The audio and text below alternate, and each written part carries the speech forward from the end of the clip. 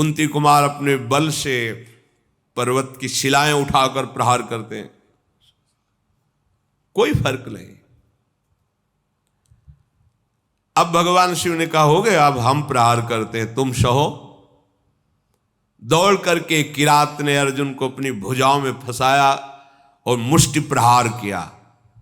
बड़ा भयंकर शब्द हुआ, अर्जुन का अंग अंग टूटने लगा भगवान शिव के घूंसे के प्रहार से, मानो उनकी भुजाओं में मूर्छित हो रहे हैं। देवादिदेव महादेव जी के अंगों से फिर भी प्रयास करके वो लड़ रहे हैं, एक एक अंग उनका टूट रहा है।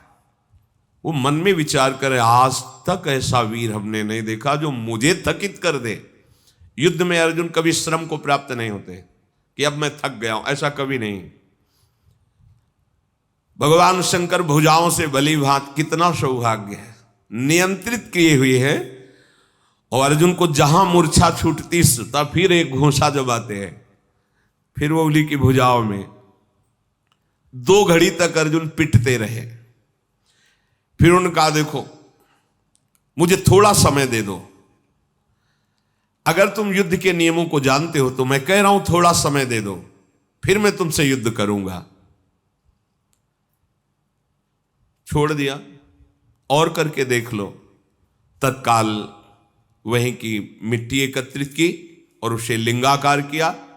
वन था ही, कुछ पुष्प लिए, माला और पुष्प, और हाथ जोड़कर भगवान शंकर की आराधना की, भगवान शंकर का स्तवन किया। पशूनां पतिं पापनाशं परेशं गजेन्द्रस्य कृतिं वशानं वरेण्यं जटाजूट मध्ये स्फुरद्गांगवारिं महादेवमेकं स्मरामि स्मरारिं महेशं सुरेशं सुरारार्तिनाशं विभुं विश्वनाथं विभूत्यंगभूषं विरूपाक्षमिन्द्वर्को वह्निर्तिनेत्रं सदानन्दमीडे प्रभुं पंचवक्तं गिरीशं गणेशं गले नीलवर्णं गवेन्द्राधिरूढं गणातीतरूपं भवं भास्वरं भस्मनाभूषितांगं भवानी कलत्रं भजे पंचवक्तं शिवाकांत शंभो शशांकार्धमौले महेशान शूलिन जटाजूटधारिन त्वमेको जगत व्यापको विश्वरूप प्रसीद प्रसीद प्रभो पूर्ण रूप। भगवान शिव का स्तवन करके जे ही माला शिवलिंग पे डारी, ते ही किरात पर वो माला पहुंची, मस्तक में किरात के। ओहो, ये देख करके अर्जुन आनंद से उल्लसित हो गए, साष्टांग चरणों में गिरे, बोले प्रभु यही मैं सोच रहा था कि ऐसा त्रिभुवन में कौन वीर है जिसकी भुजाओं में आकर मैं निकल ही नहीं पाया, जिनके प्रहार से मेरे अंग अंग शिथिल हो गए। किरात रूपधारी भगवान शिव के चरणों में अर्जुन पड़े हुए, भगवान शिव ने अपनी महान भुजाओं से उठाया। सर्व पापहारी भगवान भव अर्थात महादेव बहुत प्रसन्न हुए और गंभीर वाणी में कहा, अर्जुन कोई ऐसा है ही नहीं तुम्हारे जैसा वीर जो मेरी भुजाओं के प्रहार को सह सके। तुम्हारा पराक्रम, तुम्हारा शौर्य, तुम्हारा धैर्य अद्वितीय है, मैं बहुत प्रसन्न हुआ। मेरा स्पर्श सबको सहज में नहीं प्राप्त होता है। मेरा स्पर्श प्राप्त हो गया, अब तुम्हारा शरीर दिव्य है, अब तुम इसी शरीर से जिस लोक में चाहो जा सकते हो। तुम्हारा तेज कोई सह नहीं सकता है। आज से तुम्हारा पराक्रम अद्वितीय है। महाबाहो, मेरी ओर देखो और प्रसन्न हो। देखो, मैं तुम्हें दिव्य दृष्टि देता हूं, तुम मेरे स्वरूप को देखो। भगवान शिव ने जब ऐसा कहा तो अर्जुन के सामने अब किरात रूप नहीं, देवाधिदेव महादेव, जो किरात वेश में स्त्री स्वरूप में साक्षात त्रिभुवन सुंदरी अंबा और उनकी दासियां और भगवान शिव के गण, बार बार अर्जुन जी ने पूरे शिव परिकर को प्रणाम किया और कहा, तुम युद्ध में अपने शत्रुओं पर जो विजय चाहते हो, तो आज के बाद कोई देवता भी तुम्हें परास्त नहीं कर सकता। मनुष्यों की तो बात जाने दो, मैं तुम्हारे हृदय की बात जानता हूं, तुम मुझसे क्या चाहते हो। लो, विश्व विनाशक पाशुपतास्त्र मैं तुम्हें प्रदान करता हूं। ये वो अस्त्र है जिसको कोई भी अस्त्र कुंठित नहीं कर सकता और एक क्षण में पूरे त्रिभुवन को भस्म करने की सामर्थ्य मेरे इस अस्त्र में है, पाशुपतास्त्र। तदनंतर शूलपाणी भगवान महादेव जी और भगवती पार्वती जी के दर्शन करके अर्जुन को बड़ा आनंद प्राप्त हुआ। साष्टांग पृथ्वी पर लेटकर प्रणाम किया। अर्जुन बोले, हे जटाजूटधारी सर्वदेवेश्वर देवाधिदेव महादेव, भग देवता के नेत्रों का विनाश करने वाले नीलकंठ, आपके मस्तक पर जगत पावन करने वाली गंगा जी विराजमान हैं। प्रभु, समस्त कारणों के परम श्रेष्ठ कारण आप हैं। मैं बहुत लज्जित हो रहा हूं। अपने स्वामी से युद्ध किया, अपने आराध्य देव से युद्ध किया, आप पर बाण संधान किया, कटुवचन बोले, धनुष से प्रहार किया, और भी। नाथ, मेरे अपराध को क्षमा कीजिए। मैं बहुत अंदर लज्जा से युक्त हो गया हूं। मैं आपके ही दर्शन की इच्छा लेकर इस महान तप से युक्त हुआ था। हे देव देवेश्वर, संपूर्ण जगत आपकी वंदना करता है और मैंने आप पर प्रहार किया, फिर भी आप प्रसन्न हैं। नाथ, मुझे बहुत अंदर से लज्जा आ रही है। मैंने जो आपके सामने साहस दिखाया, ये मेरा अपराध है। प्रभु, अनजाने में मेरे से अपराध बन गया। हे शंकर, मैं आपकी शरण में हूं, मेरी धृष्टता को क्षमा कर दीजिए। महातेजस्वी भगवान वृषभध्वज ने अर्जुन का हाथ पकड़ा और हंसते हुए कहा, अपराध थोड़ी है, कोई मैं शिव रूप से तुम्हारे सामने थोड़ी था, मैं तो किरात रूप से था, तुम्हारा कोई अपराध नहीं, वीर का यही धर्म है। फिर भगवान शिव ने दोनों भुजाओं से खींचकर जेवी हृदय से लगाया तो जितने अर्जुन की पीड़ा और घाव थे सब शांत हो गए। देवादिदेव महाजी बोले, अर्जुन, तुम भगवान श्री कृष्ण के शरणागत और प्रिय सखा हो। मैं तुमसे बहुत प्यार करता हूं। जो भगवान श्री हरि का भजन करते हैं, भगवान शंकर अहेतुकी कृपा उन पे अपने आप करते हैं। और जो भगवान शंकर की आराधना करते हैं, हरि अहेतुकी कृपा अपने आप करते हैं। कभी ऐसा भ्रम किसी को नहीं होना चाहिए कि हम हरि के उपासक हैं तो भगवान शंकर की थोड़ी भी न्यूनता या अवहेलना करें।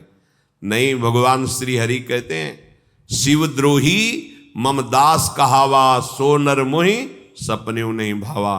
कभी ऐसी गलती नहीं।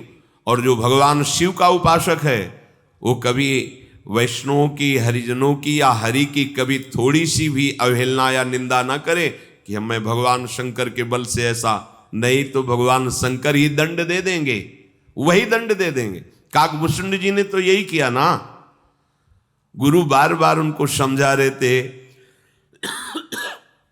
कि हरि और हर में कोई भेद नहीं है, लीला के लिए दो रूप हैं, पर वो ये नहीं मानते। तो गुरु की अवहेलना करने लगे थे। गुरुदेव मंदिर में पधारे, उस शिव मंदिर में बैठे पंचाक्षरी मंत्र जप रहे थे, क्या प्रणाम करना? नहीं प्रणाम किया तो भगवान शिव ने कहा, अरे ये अमर्यादा, गुरु के आने पर तुम खड़े नहीं हुए, प्रणाम नहीं किया, अजगर की तरह बैठा रहा। अरे पापी, मेरे मंत्र को तेरे गुरुदेव ने ही दिया और उनका तू अपमान कर रहा है, जा सहस्त्र योनि अजगर की प्राप्त कर। भगवान शंकर ने ही दंड दे दिया। कभी ऐसा ना हो कि कोई अपनी उपासना के बल से अपने ही आराध्य देव के अन्य रूपों की निंदा या अवहेलना करे। और भगवान शिव तो परम वैष्णवाचार्य सच्ची कहते हैं, उनकी कृपा से ही प्रेम लक्षणा भक्ति मिलती है। और गूढ़ रहस्य, भगवान शंकर अहंकार के अधिष्ठात्र देवता हैं और हमारे श्री हरि को अहंकार पसंद नहीं, तो अहंकार का अपहरण भगवान शिव ही करते, तभी दैन्यता आती है।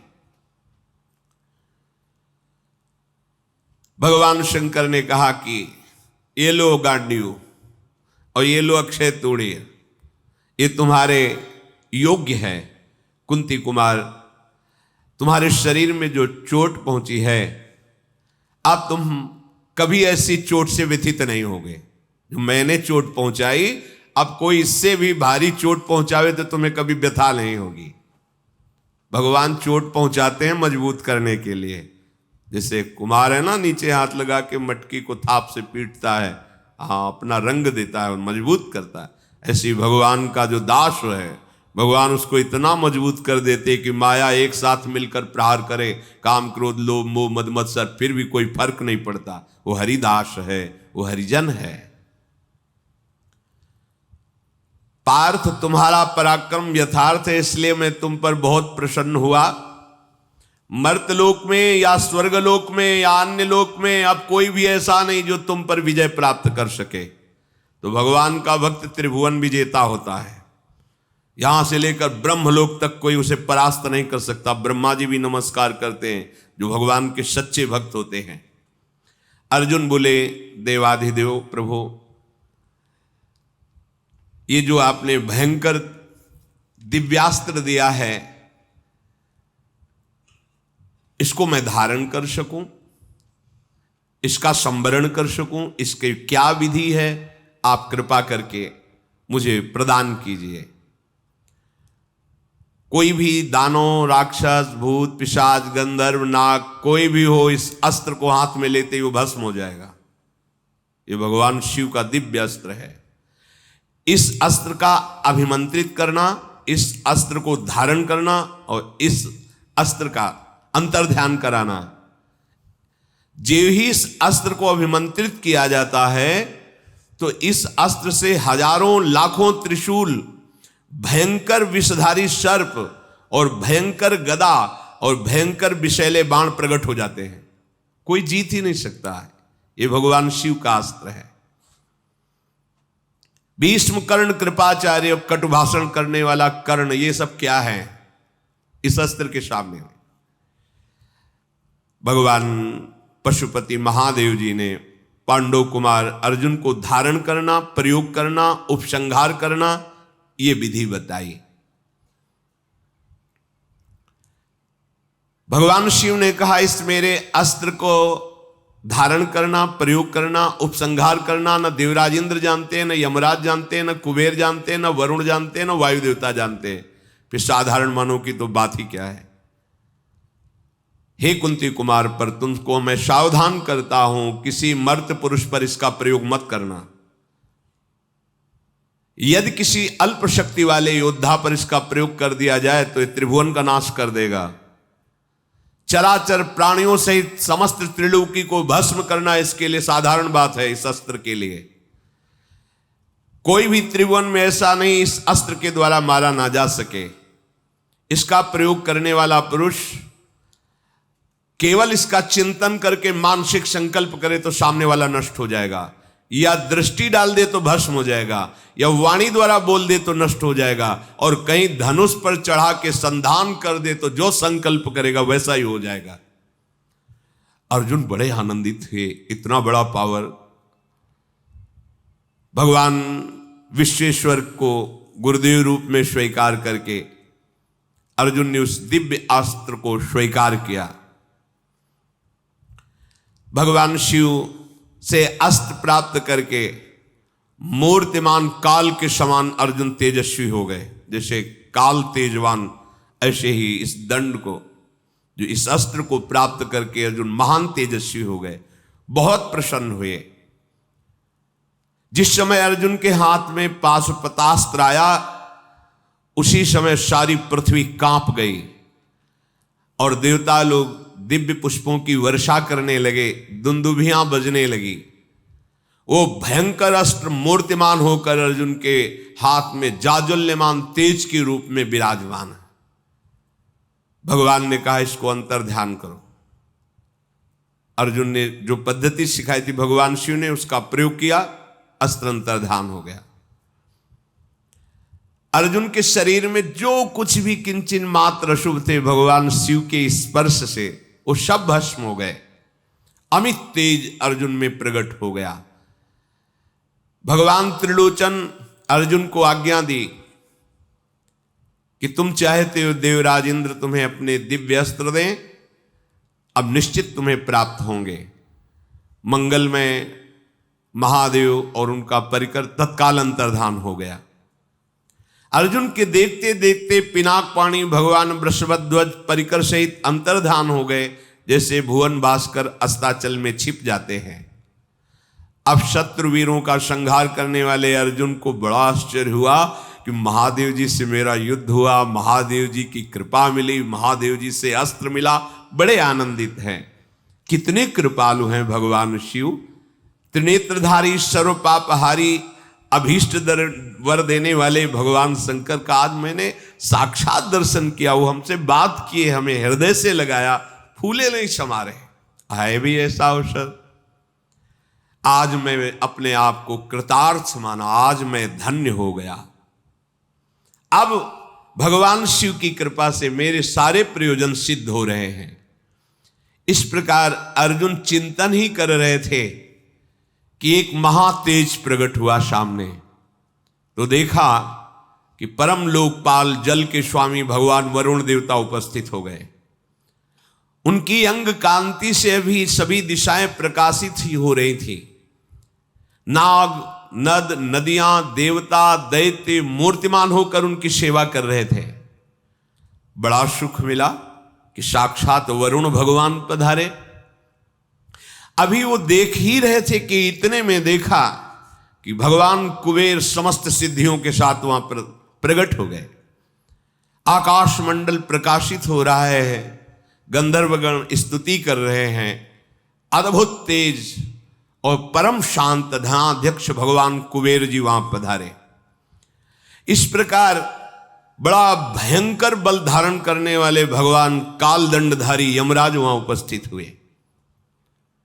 विश्वभावन पितृगणों के स्वामी, हाथ में कालदंड है, सर्वभूतों का विनाश करने वाले यमराज, तीनों लोकों, गुह्यकों, गंधर्वों और नागों सब पर शासन करने वाले यमराज प्रलयकालीन तेज धारण किए हुए उपस्थित हुए। अर्जुन को बड़ा आनंद हो रहा है। महादेव जी के बाद तो ये बड़े बड़े लोकपाल पधार रहे हैं। उन सब महान महिमा में लोकपालों को देखकर अर्जुन को बड़ा आश्चर्य हो रहा है।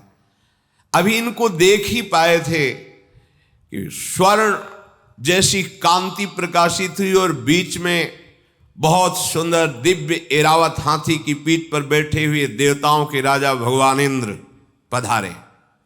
मस्तक पर श्वेत छत्र तना हुआ है। मेघ खंड से आच्छादित चंद्रमा के समान वो छत्र शोभा पा रहा है। बड़े बड़े तपस्वी ऋषि स्तुति कर रहे हैं देवराज इंद्र की, मानो सहस्त्रों सूर्य प्रकट हो गए हों। ऐसा महामहिम देवमंडल, भगवान वरुण देव, कुबेर देव और यमराज और देवराज इंद्र। तदनंतर मेघ के समान गंभीर स्वर में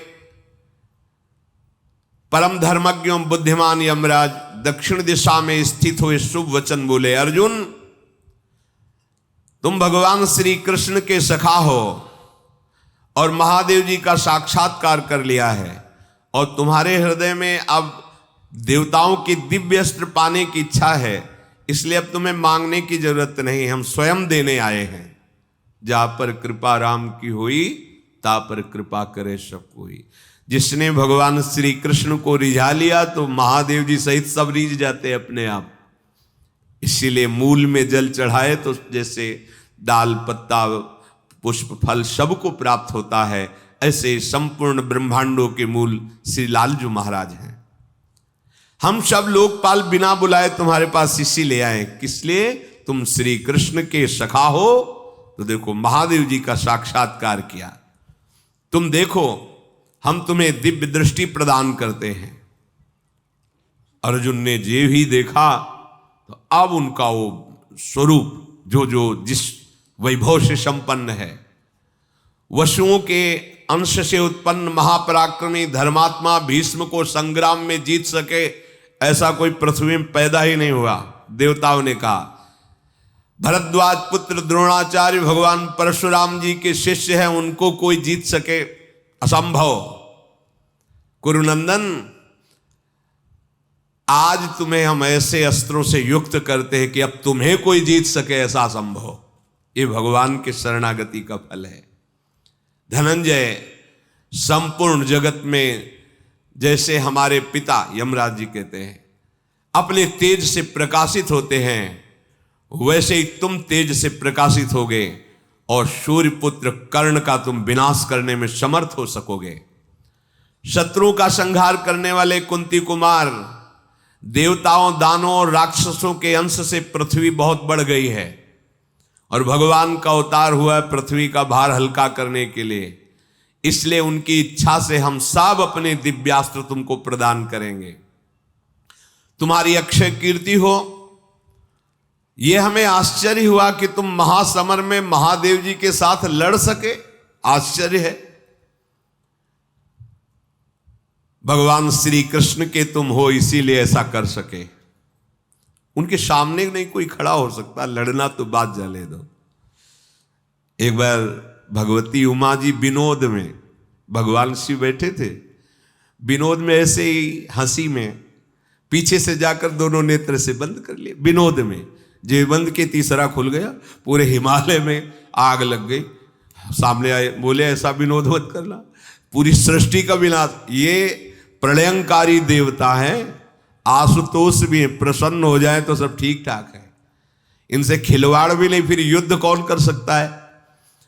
हम सब लोकपाल भगवान श्री कृष्ण की प्रेरणा से आए हैं। महाबाहो कुरुनंदन, हम अपने अपने अस्त्र का मंत्र देंगे, उसका उपचार, उसका प्रयोग और उपसंहार, ये हम अपने अपने दिव्यास्त्रों का ज्ञान तुम्हें प्रदान करेंगे। इसके बाद जल जंतुओं के स्वामी मेघ के समान कांति वाले प्रभावशाली भगवान वरुण देवता पश्चिम में खड़े थे। बोले पार्थ, तुम भगवान के भक्त हो इसलिए तुम्हारे लिए कुछ अदेय नहीं है। मैं जल का स्वामी वरुण हूं। कुंती कुमार, मेरे पास से पास ऐसे हैं कि अगर इनसे बांध दिया जाए तो कोई भी हो निकल नहीं सकता। वरुण पाश, मैं इनको धारण करना, इनका रहस्य, इनका उपसंहार, ये तुम्हें प्रयोग विधि मैं तुम्हें बताता हूं। ये पाश ऐसे हैं, अविनाशी पाश है, इनको कोई काट नहीं सकता किसी और मंत्र आदि के द्वारा भी। महाबली पार्थ, मेरे कृपा से तुम्हारे में सामर्थ्य है कि पास धारण कर सकोगे, इसका प्रयोग कर सकोगे, और जिसको तुम इसमें बांध लोगे उसका अंतिम परिणाम केवल मृत्यु ही है, बस। इस अस्त्र के द्वारा जब तुम संग्राम भूमि में विचरण करोगे तो कोई भी ऐसा नहीं है जो प्राणहीन ना हो जाए। वरुण भगवान ने पाश प्रदान किया और यम भगवान ने कालदंड प्रदान किया, जो स्वयं अपने हाथ में रखते हैं, उसका प्रयोग, उसका उपसंहार।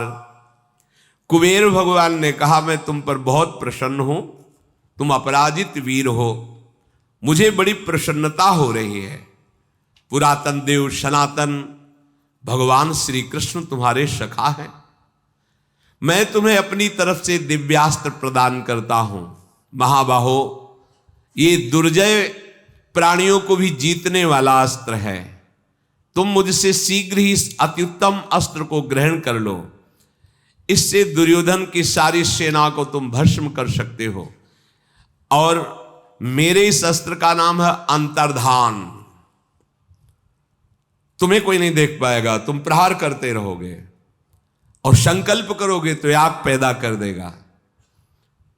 जब भगवान शंकर त्रिपुरासुर को जलाया तो इसी अस्त्र से जलाया था, इसी अस्त्र का प्रयोग किया था।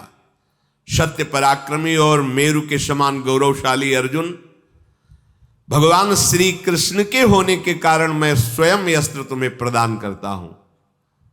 इसीलिए अन्य आश्रय की जरूरत नहीं है, प्रभु के अनन्य हो जाओ। जितने दिव्य आशीर्वाद है, जितने दिव्यताएं हो, सब आपका वर्ण कर लेंगी, मान लो। भगवान स्वयं कह रहे हैं कि तुम अनन्य चेता सततम, केवल मेरा स्मरण करो, मन मना भव मत भक्तो। तो लगता है कि भगवान को हमारी जरूरत है, नहीं समझो। ये बड़े बड़े लोकपाल कह रहे हैं मैं तुम पर बहुत प्रसन्न हूं, किसी को ये फूल नहीं चढ़ा रहे, क्योंकि भगवान को तुमने प्रसन्न, तो परम वैष्णवाचार्य शिव की कृपा, समस्त लोकपालों की कृपा, सबकी कृपा प्राप्त हो जाती है। महान आनंद प्रदान करने वाला ये अवसर अर्जुन देख रहे हैं कि लोकपाल वरुण, भगवान कुबेर जी, भगवान यम जी, ये सब अपने अपने दिव्यास्त्र प्रदान किए। अर्जुन ने वहां के कुछ फूल जंगल के और फल लाकर उनके चरणों में अर्पित करके पूजन किया। इस प्रकार समस्त देवता अर्जुन का सम्मान प्राप्त करके अंतर्ध्यान हो गए।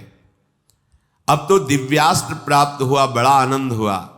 फिर देवराज इंद्र ने कहा, अर्जुन तुम्हें हम यहां नहीं स्वर्ग में प्रदान करेंगे दिव्यास्त्र। अभी तो हम जा रहे हैं, हमारा सारथी मातिल दिव्य रथ लेकर के आएगा, तुम उस पर बैठकर हमारे पास स्वर्ग आओ और वहीं विधिवत कुछ दिन रहो, मैं तुम्हें अपने दिव्यास्त्रों की शिक्षा दूंगा। लोकपालों के चले जाने के बाद शत्रु संहार अर्जुन चिंतन कर रहे हैं कि कब मातली आएगा। तत्काल गड़गड़ाहट सुनाई दी।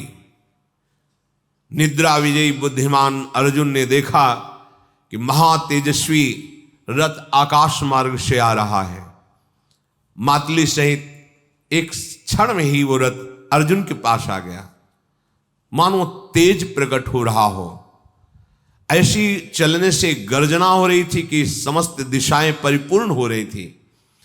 उस रथ में भयंकर शक्तियां विराजमान थीं, बड़े बड़े प्रस्तर और वज्र। उस स्थान पर दो सर्प भयंकर विषधारी कि आप उधर झांक भी नहीं सकते उस सिंहासन की तरफ, और श्वेत बादलों की तरह सुंदर छत्र है उसका। 10,000 श्वेत और पीत रंग वाले घोड़े हैं, जहां आंखें नहीं टिकती, ऐसा तेज है उन घोड़ों का। और वो कहीं भी वायु में, जल में, अग्नि में, सब जगह वो चल सकते हैं। ऐसे अर्जुन ने नील वर्ण वाले महातेजस्वी वैजयंत नामक इंद्रध्वज को फहराता देखा।